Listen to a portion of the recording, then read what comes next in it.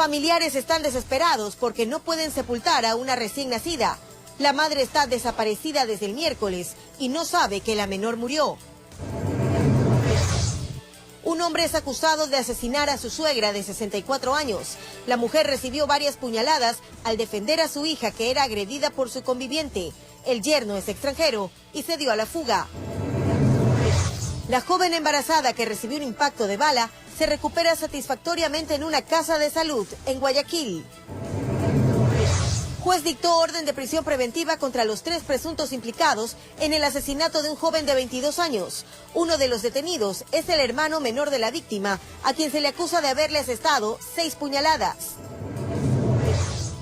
Consejo de la Judicatura y Fiscalía investigan accionar de 8 jueces.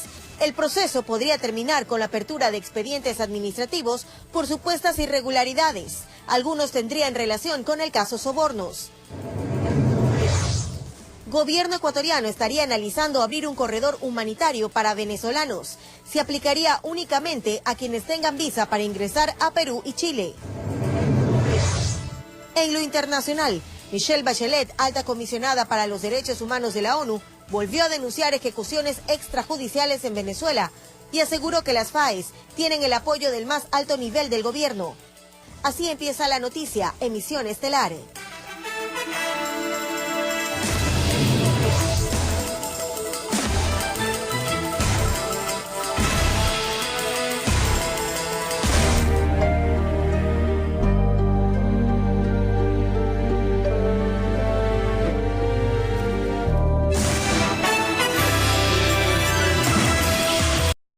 Y bienvenidos, qué placer iniciar esta nueva semana de labores junto a ustedes.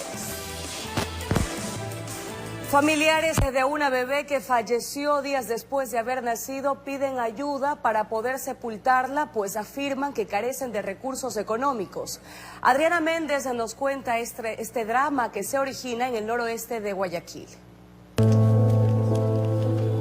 Prestaron la casa a una vecina para poder velar el pequeño cuerpo de la bebé 7mesina. Su madre no sabe que está muerta. Ya la bebé estaba entre la vida y la muerte, pero ya la niña no pudo resistir más con los tratamientos que a ella le estaban dando. El día viernes se le reventaron sus pulmoncitos a través de una hemorragia interna. Su hígado, todo lo que la niña tenía dentro de su organismo no le valían para nada. Inocente, que no sabe, un angelito que no pidió venir al mundo. De acuerdo a los familiares, la mujer que la trajo al mundo está inmersa en las drogas y desapareció hace 15 días, así que no han podido comunicarle que su hija menor se fue para siempre. ¿Cómo se llama ella? Alicia Elisa Torres Banchón. La historia se desarrolla en la cooperativa Sergio Toral, noroeste de Guayaquil. La infante falleció el pasado viernes. Los días pasan, pero sin recursos económicos y con la ausencia de la madre de la pequeñita, no tienen horizonte, no saben qué hacer. No tengo los recursos humanos para poderle dar a mi pobre sobrina. Yo lo que pido, por favor, es que me colaboren. Ahora buscan a la progenitora y ayuda humanitaria para sepultar a la niña. Los vecinos colaboran en la medida de sus posibilidades, en medio del dolor. Yo la conocí a ellas muy pequeñitas. Cuando su mamá se fue, las dejó. Más de todas las niñas que andan en el vicio. La conocí de brazos y me duele como madres, como ella anda sufriendo por su hermana, luchar por su hermana. La tuvimos un mes. La mamá del angelito que regresó al cielo actualmente está embarazada. Que por favor se compadezca de su hija, ya que Dios lo quiso de llevársela. Que por favor venga a la casa para poderla ayudar. Informó Adriana Méndez.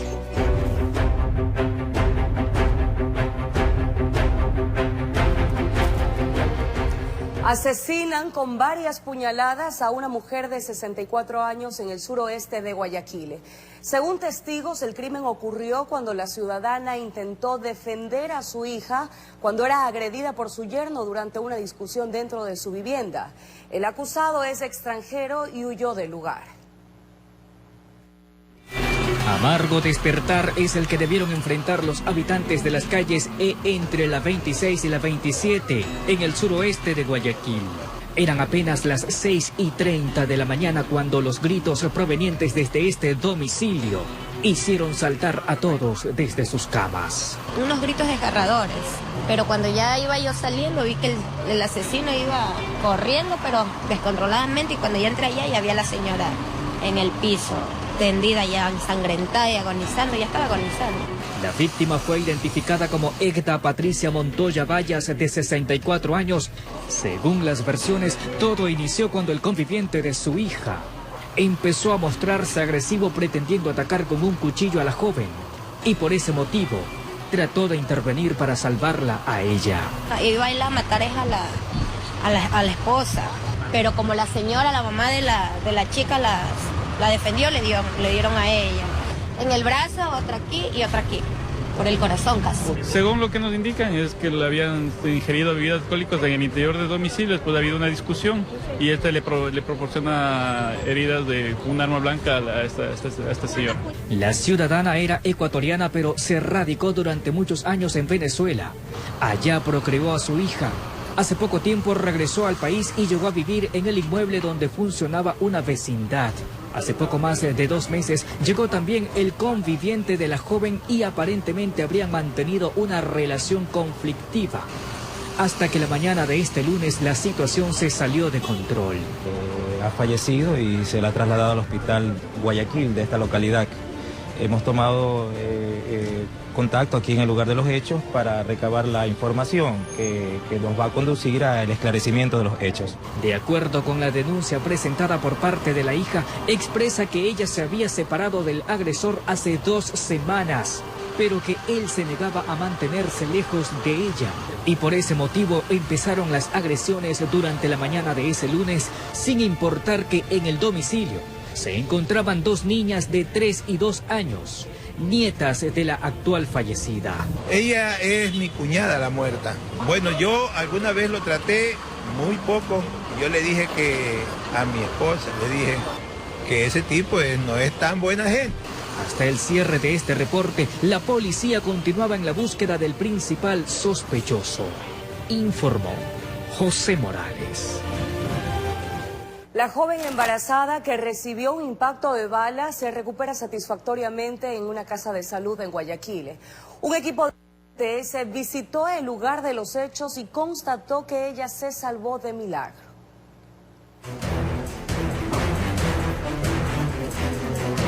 En las puertas del domicilio, en las paredes y hasta en la nevera, se puede apreciar por lo menos 17 orificios producidos tras el impacto de los proyectiles. Por fortuna, solo uno de esos disparos alcanzó a la fémina, sin complicar su existencia. Se estaba desmayando y me traté la cogió y ahí se la llevaron al hospital. ¿A qué altura del cuerpo fue la bala? Arriba del corazón. El suceso ocurrió alrededor de las 23:30 de este domingo en la cooperativa Valladolid de la isla Trinitaria. La joven de 24 años permanecía sentada al ingreso de su domicilio cuando observó la llegada de 2 autos y una motocicleta. De esos vehículos se bajaron 3 tipos, vestidos de negro. Querían entrar al braveo, pero ella ya vio el carro y ya cerró la puerta rápido. Y querían robarme. Y ya, de esa manera cogieron y se metieron a la casa. Y en vez que le cerraron la puerta, comenzaron a tirar balas dentro de la casa. Y ahí es que comienzan a dar los disparos para intentar abrir la puerta de allá. Y mi tía estaba parada en el puesto de ahí, meten la mano por la ventana y ahí le dan el disparo. Ni siquiera ella conocía que en su vientre se formaba un nuevo ser. Fue cuando llegó hasta el hospital, cuando los médicos que la atendieron le dieron la buena noticia en medio del susto. Hospital del Guasmo Sur. Asimismo, nos indican que se encuentra de 4 semanas de gestación. Miembros de la Policía Nacional emprendieron un patrullaje por la zona, logrando detener a uno de los presuntos implicados. Un arma de fuego tipo revólver, 2 municiones calibre 22. El ataque se produjo en presencia de 2 niñas de 7 y 2 años, hijas de la actual afectada. Por fortuna, ninguna de ellas resultó herida. La ciudadana se encuentra estable. Estamos, como le indico, todas las unidades igualmente están sacando información en el lugar del hecho. Informó José Morales. Un juez dictaminó orden de prisión preventiva contra los 3 presuntos implicados en el asesinato de un joven de 22 años en el cantón Colta, en la provincia de Chimborazo. Uno de los supuestos involucrados en el crimen es el hermano menor de la víctima. A Juan C., de 22 años, lo velaban en un salón improvisado en la comunidad de San Antonio Oriental Capilla, en Colta, donde presumiblemente su propio hermano lo habría asesinado con 6 puñaladas en el cuello, abdomen y corazón. Aún siendo hijo del mismo padre, de la misma madre, de mismo sangre, no sabemos del corazón, la idea que ellos tienen cada uno en sus familias. Mientras cavaban la fosa en el cementerio de la comunidad para brindarle cristiana sepultura, se conoció que al parecer la noche del viernes el desafortunado joven ya no apareció y es recién la noche del sábado que el cuerpo fue encontrado. En una comunidad arriba la loma. Estado escondidos desde adentro porque no nos dejaron acercar a nosotros. El cementerio lo encontraron, eso enteramos que había encontrado en ese sector. Se conoció que el juez habría dictaminado orden de prisión preventiva para los 3 implicados en este atroz crimen. Está en 40 días que realmente ellos tienen que hacer la respectiva investigación, las entidades que corresponde. De acuerdo a eso dará el juez la sentencia que puede dictar. Informan que pese a los psicólogos e investigadores especiales para los adolescentes, los imputados no han dicho el por qué cometieron el asesinato. Lo que hicieron es el examen psicológico que habían hecho en el hospital de Colta para ver en qué situación se encuentran los supuestos actores que sucedieron esto. Su madre, cansada de llorar, al parecer no se resignaba a la pérdida de su hijo mayor y que su vástago menor esté detenido. Esto para uno de los familiares pasa por la desobediencia a Dios. Cuando Abel y Caín, por la envidia, entonces se mató al hermano. Entonces yo creo que eso es a raíz de eso, el pecado que ha venido a través de Adán y Eva, pues bueno, como le dije al principio, la desobediencia a Dios trae su consecuencia. Se espera que en algún momento se pueda conocer qué fue lo que orilló a que el menor cegue la vida de su propio hermano. En Chimborazo informó Darwin Altamirano. La riña entre un agente aduanero y presuntos contrabandistas se hizo viral en redes sociales. Este hecho ocurrió en la parroquia Julio Andrade, en la provincia del Carchi. Los sospechosos llevaban bultos con ropa. Veamos.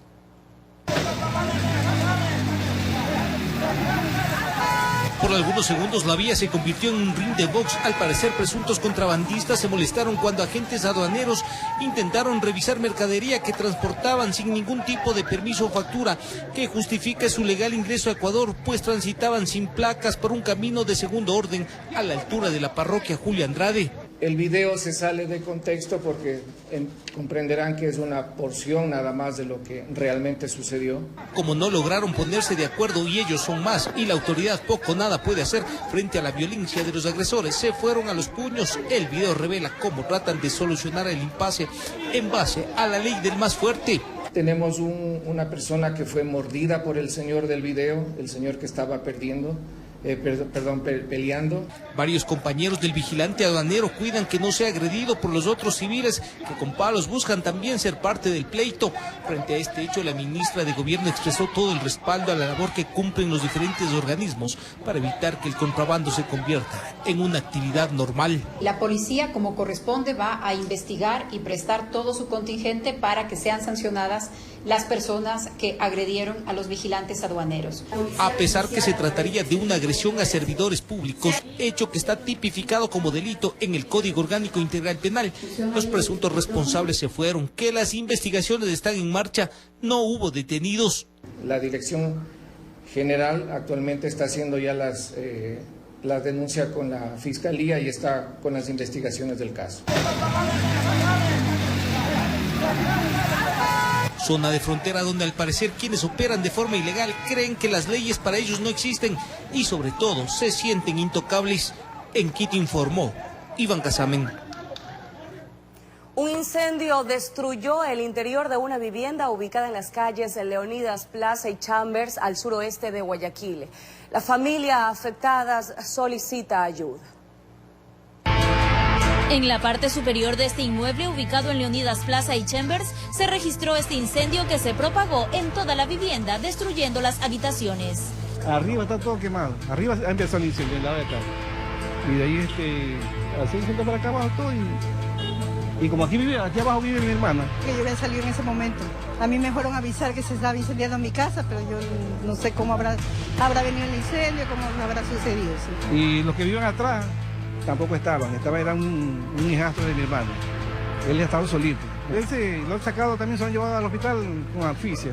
Miembros del cuerpo de bomberos sofocaron las llamas. Se investigan las causas del incendio. Yo cuando bajé ya estaba todo prendido, ya la llama estaba arriba, todo encendida. Del tanque de gas que está allá, sacaron el de ella y el de arriba. Los afectados piden ayuda para volver a empezar. Si usted desea colaborar, favor comunicarse al 096-9363-819 con Yadira Miranda.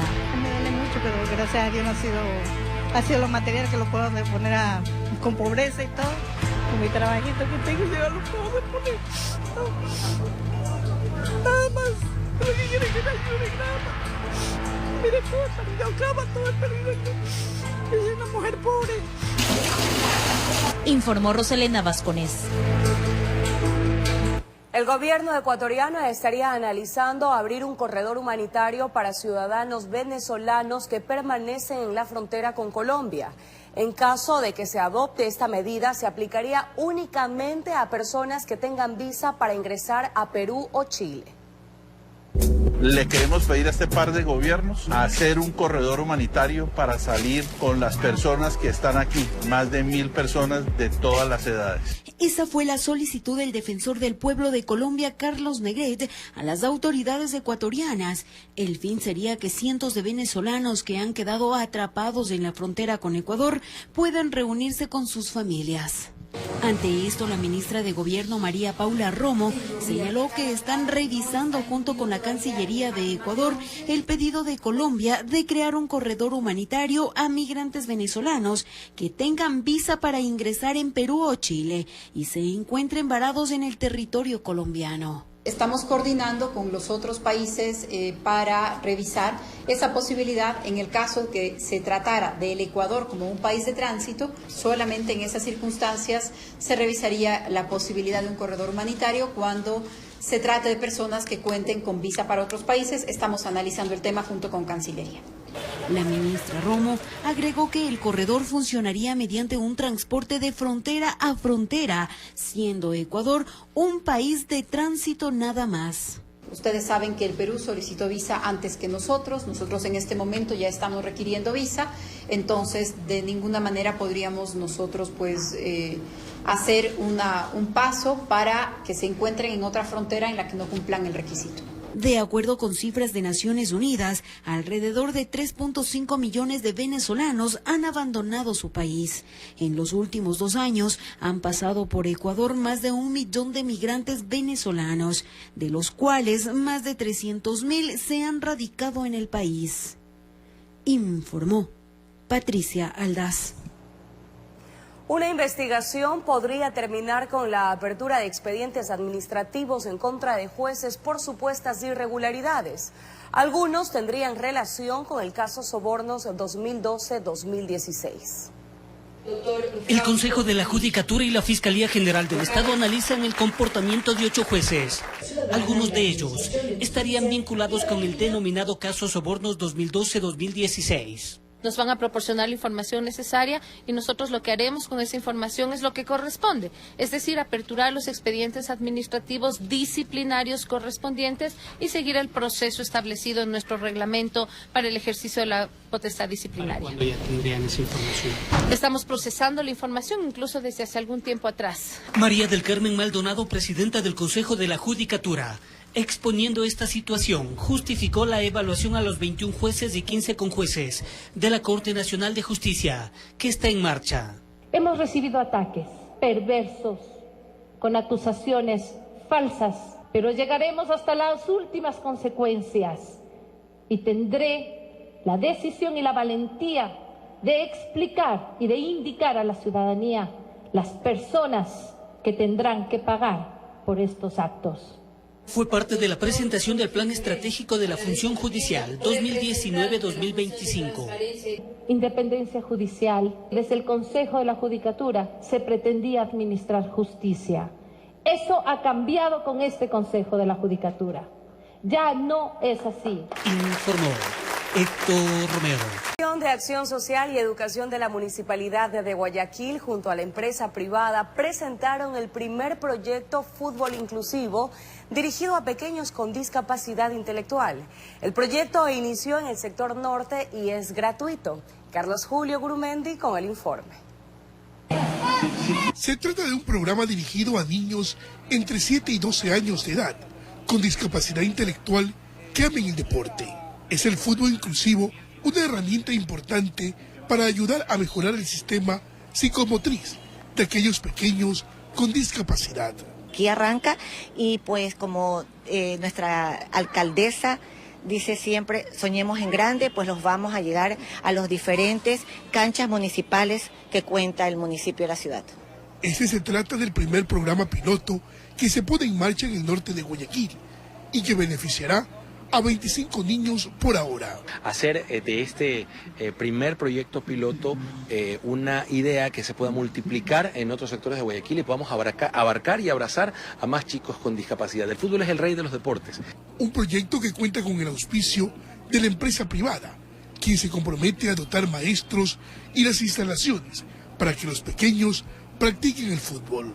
Ofreciendo los recursos de la cancha, más que todo las implementaciones para que con la ayuda de los profesores que nos está proveyendo el municipio, nosotros vamos a dar el servicio a los niños de 5 en adelante para la Escuela Inclusiva de Fútbol. Los pequeños tendrán un profesor especial, quien guiará cada uno de sus entrenamientos. Ellos aprenden mucho más lentamente que tú y que yo. Lo único que tienes que tener es paciencia. Esto va a servir para mejorar la cuestión del bebé y para que participe. Este proyecto espera ampliarse en otros sectores de la ciudad de forma gratuita, promoviendo así una actividad que beneficia a las personas con discapacidad intelectual. Informó Carlos Julio Gurumendi. Enseguida, familiares denuncian acoso de funerarias para lograr contratos exequiales.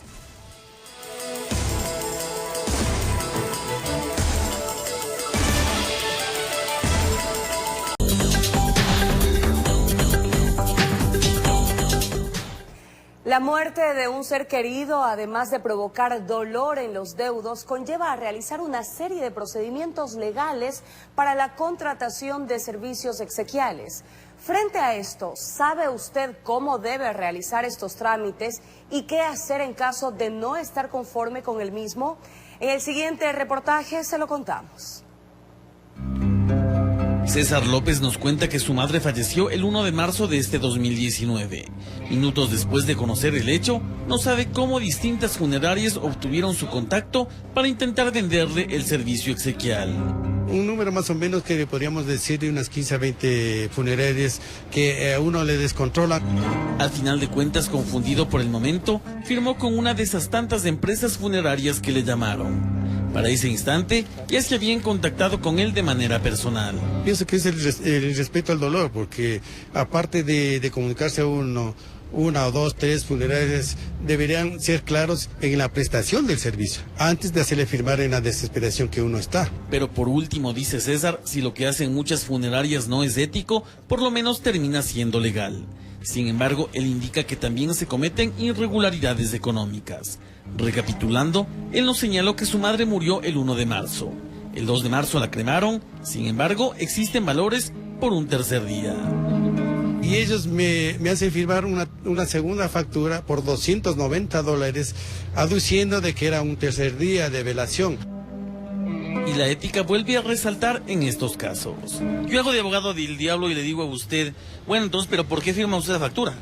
Justamente uno se firma ese momento de dolor, de descontrol. Entonces, las funerarias abusan del dolor, de la desesperación de los familiares. Este tipo de prácticas es conocido dentro de este medio, pero no todos actúan de la misma manera. Así nos lo confirmó Jorge Crow, quien labora en una de las empresas funerarias más antiguas del país. Hay personas inescrupulosas, esa sería la palabra exacta, que no miden el sentido del dolor que está pasando una persona, sino simplemente ven como un fallecido como un servicio más, un negocio más, un ingreso más de dinero. En la búsqueda de respuestas acudimos a otra funeraria. Nancy de Terán nos recibió. Ella dice que por respeto al dolor ajeno no tiene vendedores. Esto a costa de perder varios contratos. Porque ahora la gente ya no viene a la funeraria. Todas las funerarias acuden a donde saben que hay un fallecido. Inclusive hay funerarias que dicen que llegan antes del 911 y ahí es donde ya hacen los negocios y ya la gente ya no puede elegir dónde ir. ¿Cómo se entera? Yo no tengo idea, pero sé que así es como funciona. Esto solo es una pequeña parte de cómo se mueve este negocio que tiene a la muerte como su aliada. El día de mañana profundizaremos en estos casos y demostraremos que otras acciones ocultas se mueven. No en todas, pero sí en algunas funerarias. Una fuente confidencial nos brindó detalles del modo de operar en este negocio. Informó Javier Rosero. El CONGOPE exhorta al gobierno a cancelar los 235 millones de dólares pendientes correspondientes a las asignaciones y otros haberes de las prefecturas del país. Ocurrió durante la inauguración del Foro Latinoamericano de los Gobiernos Seccionales en Guayaquil. El atraso no tiene más de un mes, pero todas las puntas salen de la Confederación de Gobiernos Provinciales a través de su director ejecutivo. Nuevamente, vamos a tener que ser los referentes de la obra pública, las prefecturas, las alcaldías y las juntas parroquiales.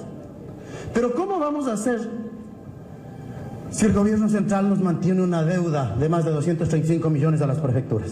Aquello implica una serie de consecuencias en el ejercicio del poder, según el prefecto de Azuay, quien afirma la deuda consolidada asciende a 36 millones de dólares. Por eso se ha vuelto a poner las botas, dice. Por austeridad.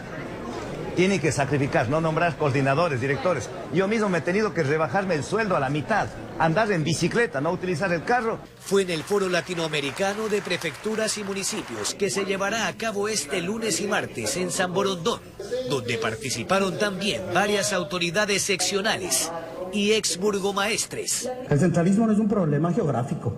El centralismo es un problema de modelo de gestión. Pérez Guartambel también habló sobre la consulta popular que ha impulsado en su provincia con el fin de evitar la explotación minera. Dejen que actúen en derecho.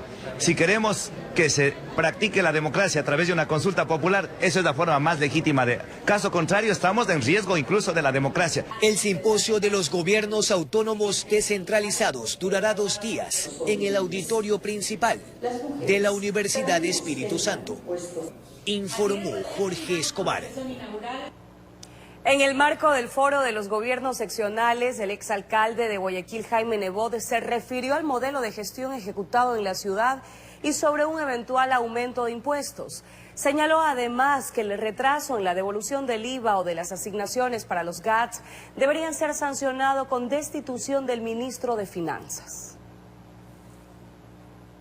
De entregar el IVA para que el Estado se lo devuelva, simplemente no se entrega. Y se acaba con este problema.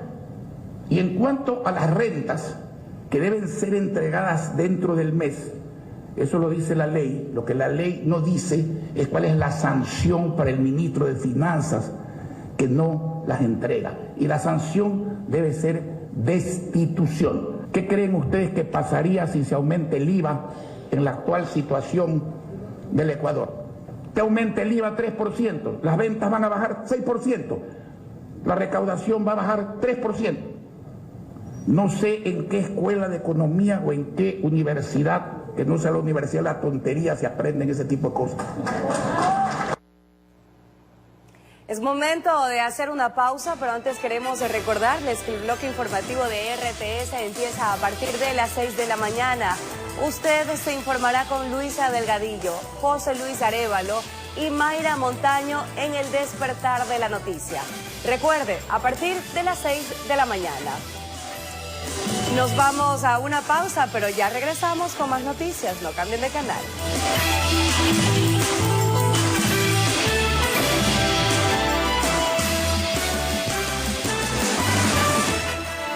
Este martes, en la noticia de las 6 de la mañana, policía recuperó un contenedor con mercadería valorada en $700,000 que había sido sustraído por delincuentes en la vía perimetral.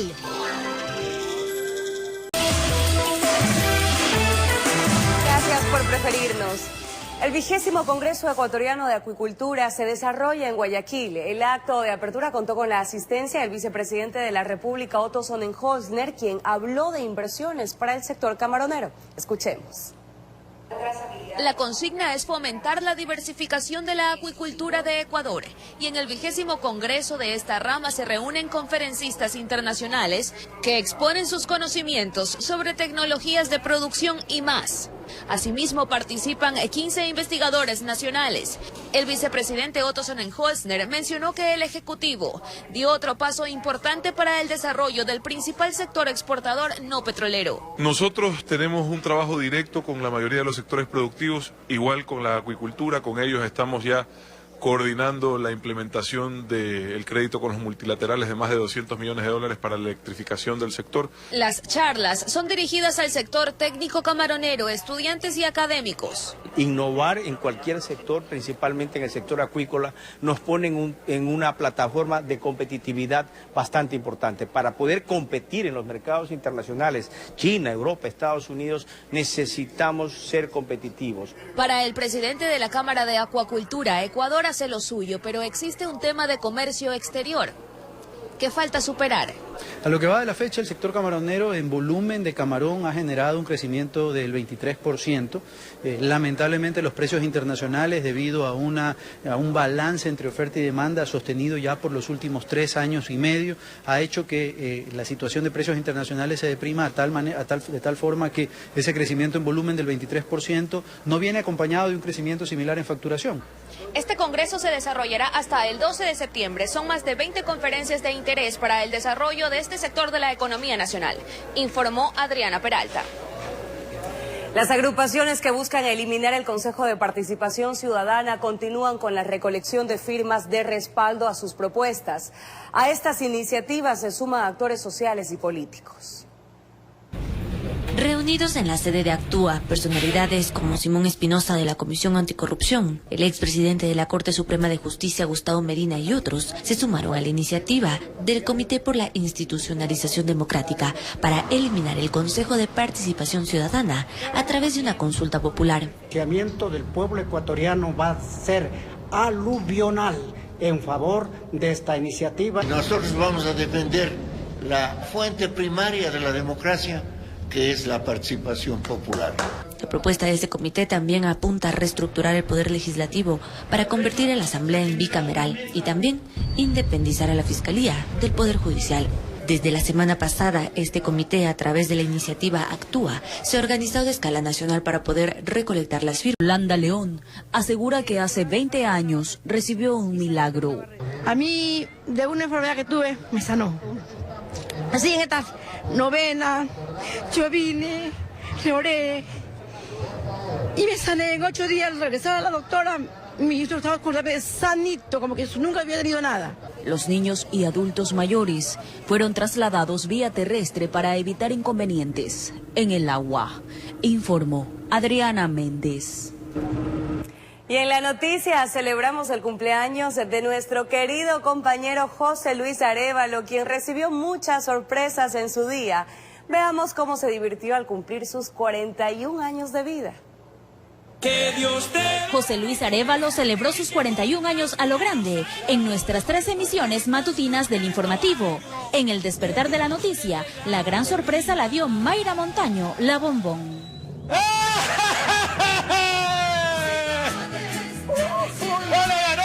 ¡Aquí está tu regalo!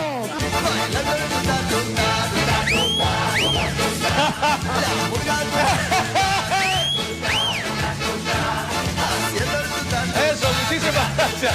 De verdad que esta sorpresa no me la esperaba. Ella aprovechó para dar un mensaje a las aprobadas por el señor Arévalo. Y les voy a decir que aquí la única aprobada, escuchen bien, yo soy la bombón, la number 1, el único bombón, el chocolate de tu vida, chocolate de la vida de José Luis. Entonces su marido tiene que ponerse guapa y darle sus mejores galas y darle su mejor perfil. En la noticia primera emisión con Luisa Delgadillo, la segunda parte del festejo. Mire usted todos estos potajes deliciosos, bocaditos de sal, de dulce y una tortita de Barbie. Pues muchísimas gracias de todo corazón. ¡Ay, que viva el santo! Y el festejo continuó en la noticia en la comunidad. Con Hugo Gavilanes, esta servidora y el equipo del informativo, celebramos al cumpleañero con un delicioso buffet. Acá están los tiburones vivos. Vea. Ah, ya, medallones. Vea. Bueno, mi querido Luis. ¡Viva el cumpleañero! Como siempre, deseándote lo mejor en estos 64. 41. No, eso es lo que él dice. No podían faltar nuestras amigas de Camerino, siempre demostrando su cariño. A ver si sopla. Para que vean que sí sopla todavía, ¿no? Y para cerrar con broche de oro, José Luis compartió en la sala de sesiones de la noticia. Es una sorpresa muy grande, de verdad que estoy muy contento por todo el cariño de todos mis compañeros, de todos mis amigos acá del canal y sobre todo con todos nuestros amables televidentes que día a día nos dispensan con su atención. Acá 41 años que creo yo que los he vivido intensamente. Un homenaje a nuestro querido compañero, a quien siempre le deseamos lo mejor. Y que viva el santo, pues. ¡Que viva el cumpleañero! Informó Roselena Vasconés. Ay, quiero regalarte. Y nos sumamos a esos buenos deseos para José Luis en su cumpleaños. Amigos televidentes, de esta manera nos despedimos, no sin antes de recordarles que el día de mañana en nuestro espacio de opinión estará Marlon Santi, coordinador del Movimiento Nacional Pachacuti, con quien abordaremos temas de coyuntura nacional. Así nos despedimos, enseguida el mejor programa deportivo del país, Copa. Buenas noches.